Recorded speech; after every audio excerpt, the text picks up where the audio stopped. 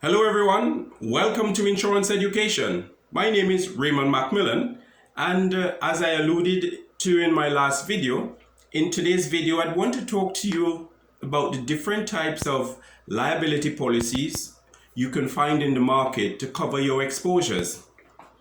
For instance, if we start with employees, we have what is called employer's liability insurance, and in some territories that's compulsory by law. Then you have workmen compensation. That has historically been the first type of policy available to provide compensations for workmen way back then in the 30s, the 40s. It is still used in some territories today.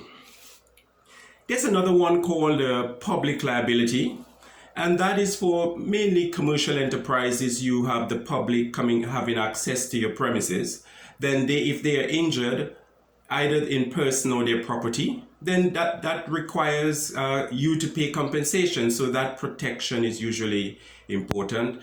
In some territories, I know riding establishment, in some territories, it's compulsory that you do carry, compulsory by law that you do carry public liability. If we move to property owners, you have a private dwelling house. If you have third party coming on the premises, you would need to carry property owner's liability for either damage to their person or their property whilst they are legally on your premises. Then if we look at another one called PI or professional indemnity insurance, and this is, for instance, in some territories, again, insurance brokers, it's law that they carry professional indemnity insurance.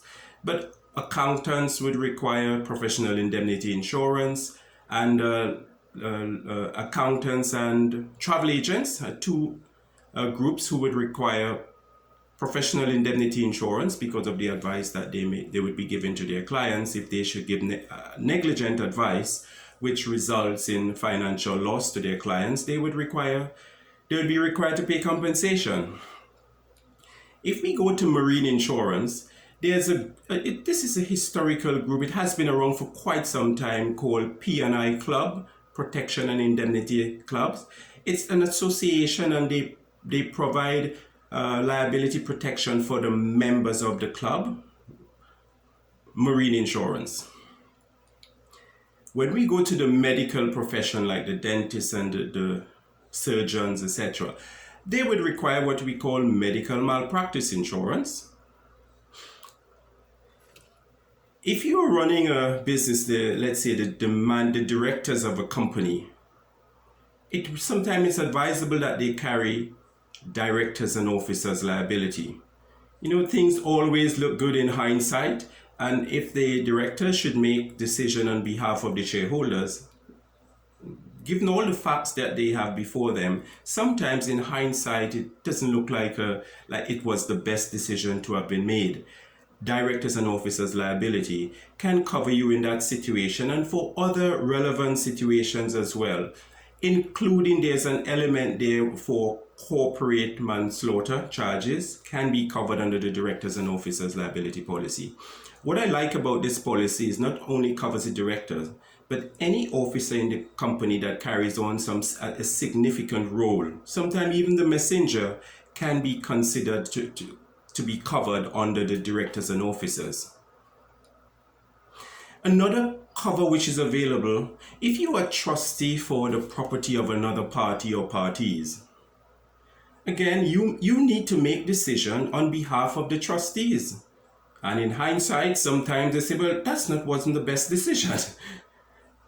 But you did the best you could have with the circumstances available. Or there could be other circumstances directing your actions. If it is found out that you didn't behave professionally, then you may be liable as a trustee, and the trustees liability insurance can come into play to assist you in that regard. What about if, let's say, you're a caterer and you supply food and water and other items to the airline industry, and it requires you to drive your vehicle airside? You would need airside liability insurance to cover that exposure. Sometimes the minimum is, I think, about £50 million of cover may be required for you as an ordinary contractor going airside to deliver supplies to an aircraft, sorry.